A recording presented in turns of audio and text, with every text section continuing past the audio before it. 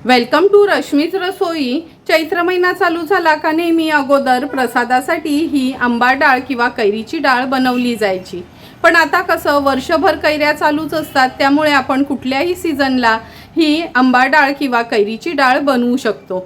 म्हणून खास तुमच्यासाठी आज मी तोतापुरी कैरी आणि चणा डाळ वापरून आंबा डाळ किंवा कैरीची डाळ कशी बनवायची ही रेसिपी दाखवणार आहे। त्यासाठी हा व्हिडिओ शेवटपर्यंत बघा आणि माझ्या चॅनलला लाईक, शेअर आणि सबस्क्राइब करा। आज आपण तोंडी लावण्याकरता आंबा डाळ किंवा कैरीची डाळ बनवणार आहोत। त्यासाठी 1 वाटी चणा डाळ जवळपास 5 ते 6 तासासाठी अशी छान भिजवून घेतली आहे। जर जास्त वेळ नसेल ना तर गरम पाण्यात तुम्ही तासाभरासाठी भिजवलीत तरी चालेल। फक्त ही अशी आपल्याला भिजलेली हवी, म्हणजे नखानी तोडली तर इझिली तुटेल अशी भिजवून घ्यायची आहे। 1 वाटी चणा डाळासाठी आपण 1 तोतापुरी कैरी घेतली आहे। 2 ते 3 हिरव्या मिरच्या वापरणार आहोत। फोडणीसाठी पाव चमचा हिंग वापरणार आहोत। 1 चमचा राई, कढीपत्त्याची पानं। नंतर ह्या डाळीमध्ये आपण 1 चमचा साखर, अर्धा चमचा मीठ किंवा चवीप्रमाणे मीठ आणि गार्निशिंगसाठी कोथिंबीर यूज करणार आहोत। तर चला मग लगेचच रेसिपी बनवायला सुरुवात करूया। सर्वात आधी ही भिजवून घेतलेली चणा डाळ आहे ना, स्वच्छ पुन्हा एकदा धुवून घ्यायची आहे। भिजत ठेवताना पण मी 2 ते 3 पाण्यात स्वच्छ धुवून घेतली होती। नंतर हा असा स्ट्रेनर घेऊन पूर्ण पाणी ह्याचं आपण काढून नंतरच मिक्सरला लावणार आहोत। हे बघा, व्यवस्थित निथळून घेतलेली चणा डाळ आपण ह्या मिक्सरच्या भांड्यात काढून घेऊया।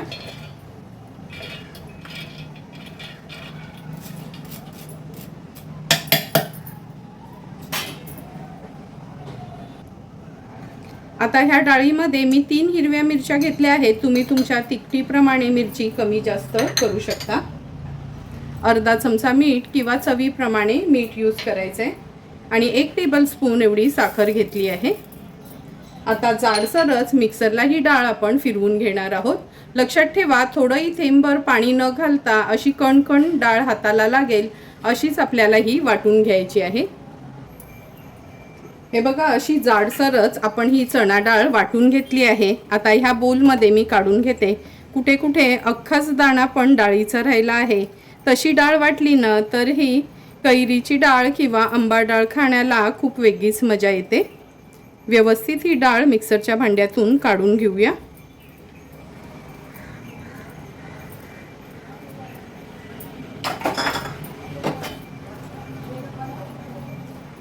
हे बघा, अशी जाडसरच ही डाळ आपण वाटून घ्यायची आहे।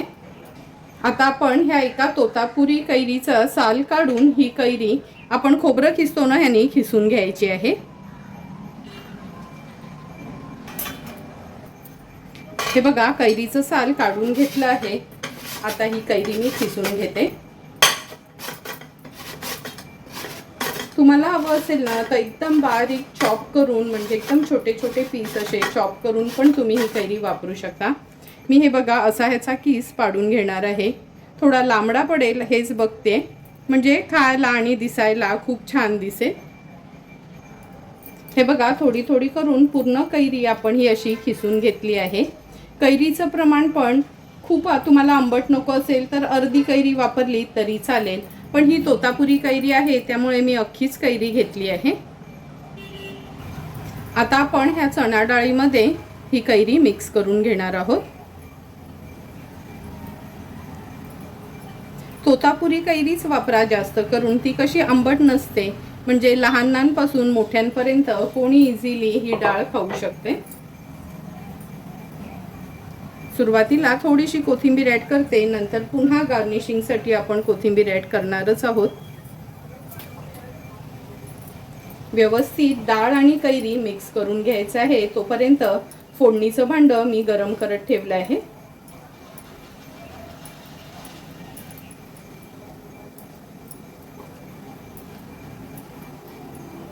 हे बघा, डाळ आणि कैरी व्यवस्थित आपण मिक्स करून घेतली आहे।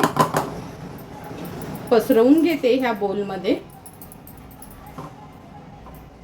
आता ह्याला आपण एक तडका देणार आहोत। तडका देण्यासाठी मी 2 टेबलस्पून एवढं तेल गरम करून घेतलं आहे। सुरुवातीला 1 चमचा राई घालूया। पाव चमचा हिंग। राई थोडी तडतडली ना काच आपण ह्याच्यात कढीपत्त्याची पानं घालणार आहोत।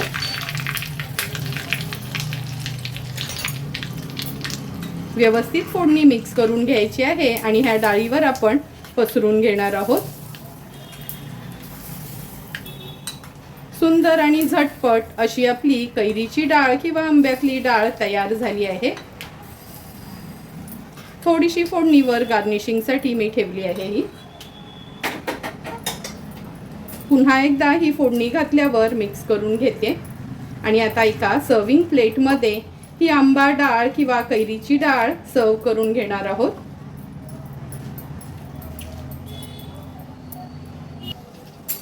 सुंदर आणि झटपट अशी तयार झालेली ही आंबा डाळ किंवा कैरीची डाळ आपण ह्या सर्विंग प्लेटमध्ये सर्व करून घेतोय। ही डाळ तुम्ही चपाती भाकरी किंवा जास्त करून चैत्र महिन्यात प्रसादाकरता बनवली जायची, पण हल्ली कशी वर्षभर कैरी चालू असते त्यामुळे ही डाळ आपण कधी बनवू शकतो। तुम्हाला पण जर मी बनवलेली ही कैरीची डाळ किंवा आंबा डाळीची रेसिपी आवडली असेल तर तुम्ही पण माझ्या पद्धतीने एकदा तरी ही डाळ घरी ट्राय करा आणि मला कमेंट करून सांगा की तुम्ही बनवलेली ही आंबा डाळ किंवा कैरीतली डाळ कशी झाली आहे ती। तुम्हाला जर मी बनवलेल्या ह्या आंबा डाळ किंवा कैरीच्या डाळीचा व्हिडिओ आवडला असेल तर नक्की माझ्या चॅनलला तुम्ही लाईक शेअर अँड सबस्क्राईब करा। Thank you for watching my video.